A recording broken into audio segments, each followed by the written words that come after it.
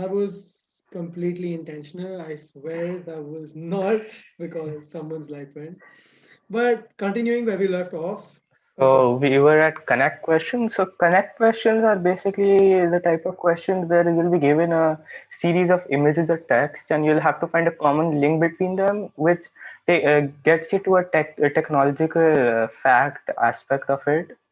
So that's basically what the connect questions are. Now we have a couple of questions, example questions for you, the type which will you'll often face in a tech quiz. I'll go ahead and read out the first one. X is a gaming game created by the French company Eloquence.com. So already you have a fact in the question. Not that you will probably know it, but it's fine. It owes its massive success to Let's Play of it on YouTube, which increased X's ability to read the player's mind, as it used an artificial intelligence program that learns the best questions to ask through its experience with players. Now, this is a very straightforward clue because you know number one that it's on YouTube. It was a game that was played by a lot of Let's Players and gamers, and third, it asks you questions and it uses AI so that you can start to connect those. Now, the last part of it is what's the most important. Its character is akin to a popular Arabian folklore regarding a particular spiritual beast. Now, this part of the question really leads you to the answer because it says its character is akin to a popular. It could be read as an English sentence, perfectly fine, but it also leads you to the fact that it's akinator. So, akin being a clue towards that. An Arabian folklore describing what akinator actually is. He's a genie.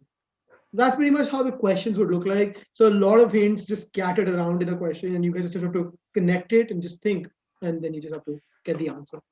Going on to the next question that actually was So the next example question. So this is a image-based question, and like the image is like very easy to identify. It's like Katniss Everdeen from Hunger Games, having this three-finger salute as a resistance to the games. So now directly, like the answer is not Hunger Games. The answer is not the three-finger salute. Now, what does the three-finger salute mean in tech? What does it mean? So it basically is another name for the common command control alt delete. So that's how you get that get how you solve an image based question. So like the answer is not directly what the image is signifying, but what is the technological relation behind this what the image is signifying. So and like yeah, that's pretty much co- what you face with AV questions. Is there so any? like as a conclusion to what quizzing is, so it's not a one-day session of rigorous memorization. Like what we have already faced that in exams and like every sort of test we give. It is like a continuous process where you'll have to keep yourself updated on things, keep yourself updated on facts, like read up daily tech blogs and dig through the history and origins of companies and like individuals like Apple, Google, and like Elon Musk and like tech individuals. So and then like reading science technological based websites which give you like the latest news like TechCrunch, The Verge can also help you a lot in keeping up to date with technology and like make you a lot better at tech quizzing. And yeah, that's pretty much quizzing. Just know that it's not just something daunting. A lot of it's very fun, lighthearted. A lot of questions that you will face, even intra or inter school, are memes and internet culture and Elon Musk and just general tech stuff. So there's something for everybody in the tech culture of this tech stuff. And yeah, that's pretty much all that we have for quizzing. Let's move on to the last event that we're really going to be talking about, and that is going to be group discussion. So I'm going to pass it on to Ansh.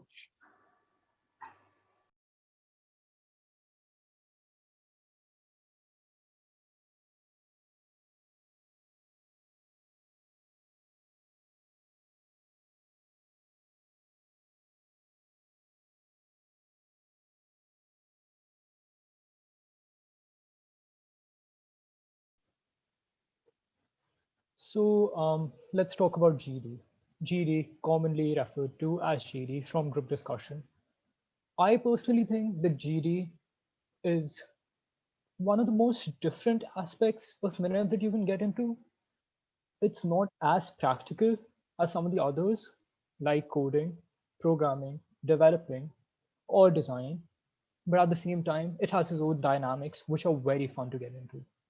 So, group discussion or GD, which has a self explanatory name, is a discussion between a group of people who debate upon a certain topic, which usually in the tech circuit revolve around the tech news and the recent happenings in the tech industry.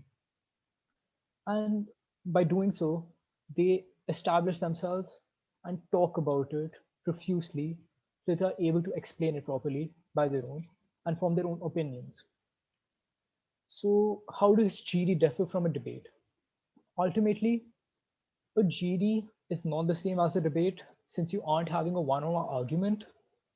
And since you aren't able to prepare for a GD, since you're giving the topic 5 minutes prior to you have to speak, it allows you to think on your feet and really think about what different aspects of a certain topic, which might seem linear, you can think about. So GD is a measure to how well you can understand something and then present your views on it. So then present your views on it. So this aspect of GD then draws out another important requirement, a clear understanding of the topic you're discussing and the ability to put forth your argument in a condensed but a clear manner. Thus, a GD mostly tests your ability to communicate clearly and comprehend clearly. GD will allow you to meet different kinds of people from all over, no matter how smart you are. You will always be able to discover the different facets of a seemingly linear argument and how others think, allowing you to improve your comprehensive abilities into a much more and involved and deep-seated understanding of the topic. Can we move on to the next slide?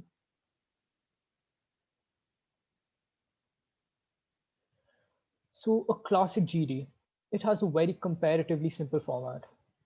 The moderators disclose the topic, participants are given free time to think and compose themselves, after which they present their thoughts in a traditionally 120-second long, meaning a 2-minute long opening statement. Succeeding this, the participants move into an unmoderated discussion to discover every nook and cranny of said topic and present their arguments on such. GDs are meant to be fights between competitors, but rather a fruitful discussion where points are meant to be fights between competitors, but rather a fruitful discussion where points from everyone are supposed to be referenced and then coagulated into a final statement. Then this is referenced, and you have to explain to the moderators why you believe that you should be the victor of said argument and why you believe your points were more valid than anyone else preceding you. And that's all that is in GD. It's pretty simple. So apart from the competitive opportunities, the atmosphere that is created when surrounded by like-minded people and is an experience on its own, which we at MINET hope you'll be here to share with us. And no matter how smart you are, once you realize that people can have so many different viewpoints of a seemingly simple thing, it's actually mind-blowing. And proceeding this, I'll be giving you some examples of what kind of prompts you can receive in GD, or as I've received in GD in multiple competitions. The yin and yang of a blockchain and technology. It's very self-explanatory. You have to talk about the industry and how it's ever developing. The psychological impact of having a digital butler like Alexa to depend on from a very young age. I personally really like this topic since it allows you to have a very polar opinion. And having a polar opinion is pretty nice in GD since it allows you to contradict yourself, then learn more about the topic, and then reference others who might be against the topic and then speak out. And such social media platforms have censorship, which is also pretty self-explanatory. Topics like these allow you to think on your feet, and then they allow you to frame yourself really quickly since you don't have time to prepare. And then it's very competitive. So you have to be on the top of your game. That's all from GD, and I'll be passing off the conclusion to our leaders, the leadership.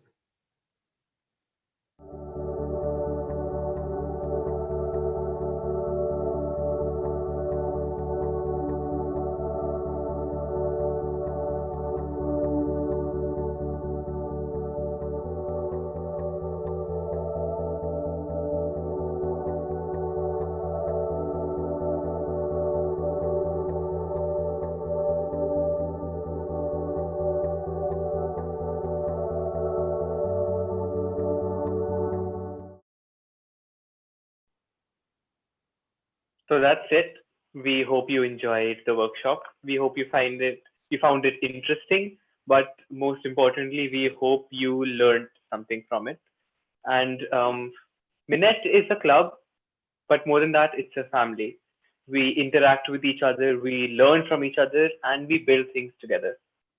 We are people from different backgrounds, different skill sets, and probably different futures, but we share the same passion for technology and we have the same goal, which is to make. The events for Mach begin tomorrow. They'll continue for a couple of days. The schedule is available on the website. And if you haven't yet, please be sure to check out the Discord. Now, the thing about Mach is that it's an just to tell everybody, it's an intra school event, and this is for recruitments. It's for classes 6 to 11. And we are opening up prompts for each and every one of our departments.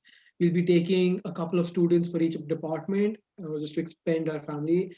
And I hope everybody is excited for how the next few days are going to be. Please keep checking the Discord because that's where we'll be sharing all of the information. Mark is this year's initiative by Minet to recruit as many people as it can. And we hope to pass on the torch to all of you juniors. That said, we'll now be concluding this small session. I wish all the participants good luck, and I hope to see some of the really cool skills that you guys possess. This has been Minette. Thank you for tuning in. Thank you.